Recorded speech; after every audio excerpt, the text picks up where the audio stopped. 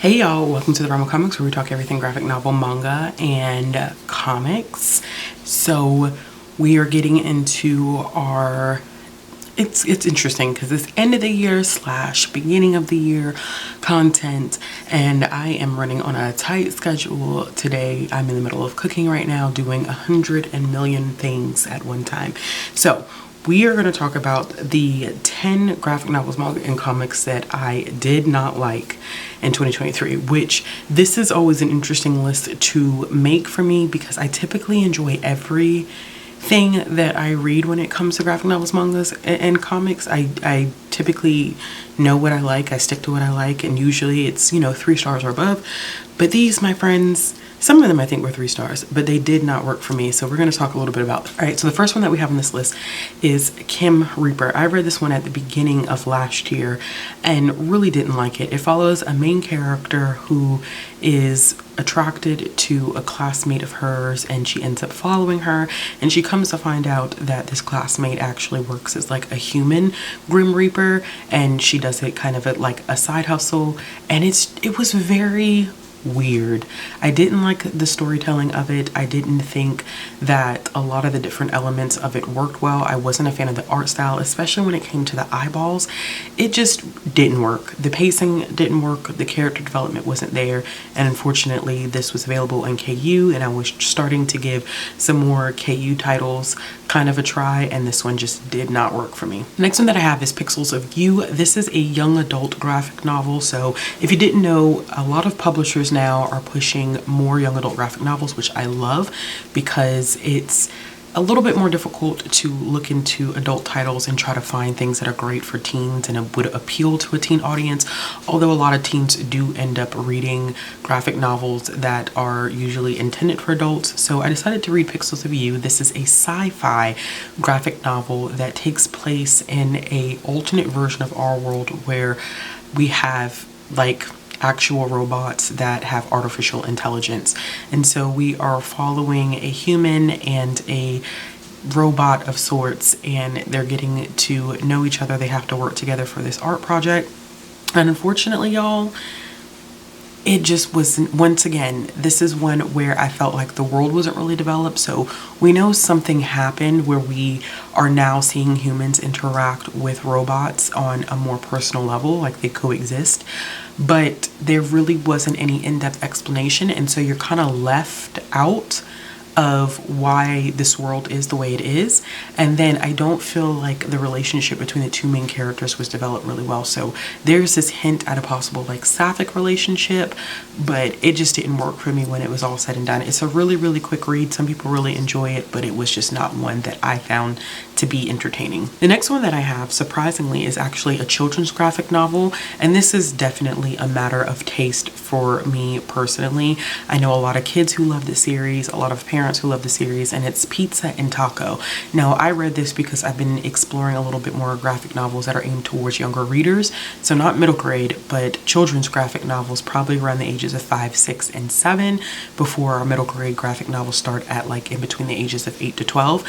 This was, y'all, it's about Pizza and Taco. They're best friends, and they get into this argument, and they're trying to figure out like who's the best, essentially, and they are not getting along, and so Hamburger and Hot Dog come along and they try to help, and Pizza and Taco were so mean to them. I am very weary of dealing with books where we have characters that are mean to each other, especially those that are targeted towards children.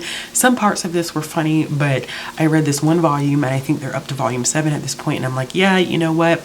This is just not going to be a graphic novel series that is going to be for me. Okay, y'all, so the next one that I have is Naira or Naira. I don't know if it's Naira or I think it's Naira in the Jinn.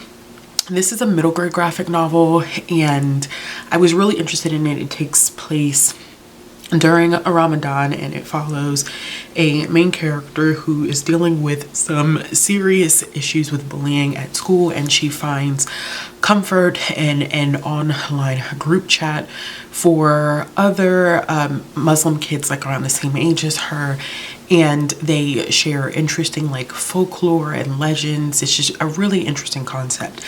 This one did not work for me because of the fact that we have Naira interacting with these Jinn, and we learn a little bit about their origins, but the story was very incohesive. It felt clunky. There wasn't sufficient world building, and by the end of it, I wasn't really sure what the purpose of the story was, which is super unfortunate. And I think that this one is a part of the series, so it could have just been laying the groundwork for the rest of the series, but it did so in a way that made me disinterested in continuing on with it.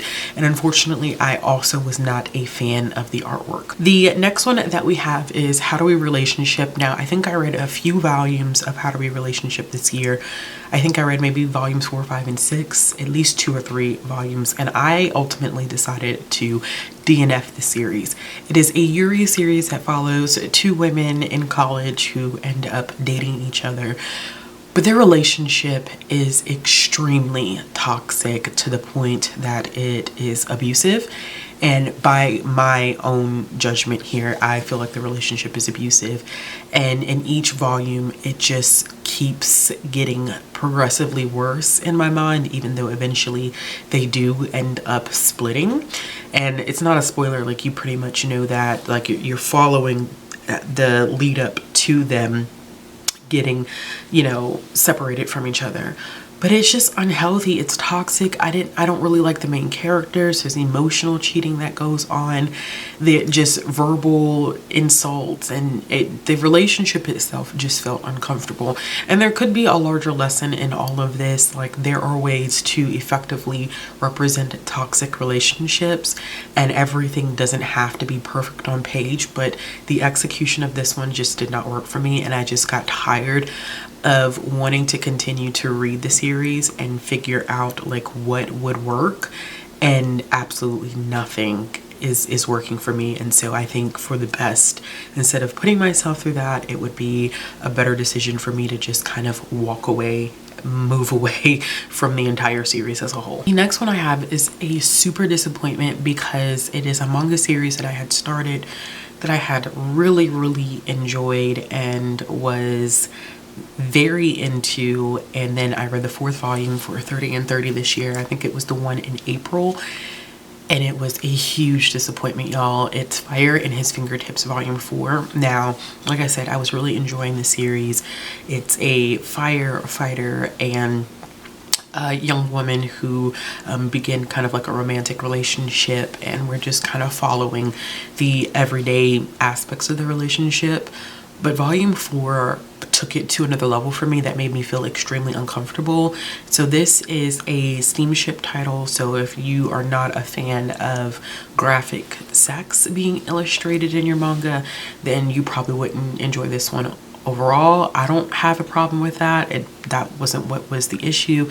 There is a specific scene in this where our hero is getting angry at our heroine about a possibility of her interacting with someone else. It's making him kind of feel insecure, and he uses his power and his anger to dominate our heroine in a sexual way. And it just made me feel yucky, and it wasn't a turn on, it wasn't attractive.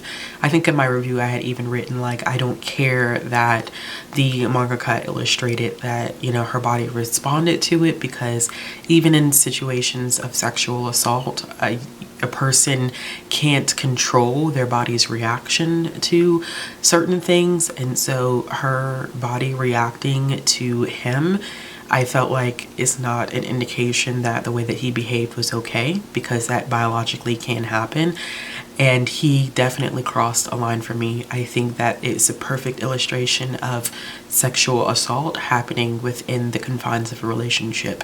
It doesn't always have to be someone that you don't know or someone that you do know that you're not in a relationship with. It can very much so happen in a situation with someone that you're in a relationship with that you care about and love, and they cross that line of consent. And I felt that he did that in this particular volume, and I almost DNF'd it, but I continued simply because of the fact that it was for 30 and 30. But I think I'm done with this series as well. The next one I have is Basil and Oregano. I actually read this one during the graphic novels for the Goodreads Choice Awards. This one was it was disappointing more so than a miss for me.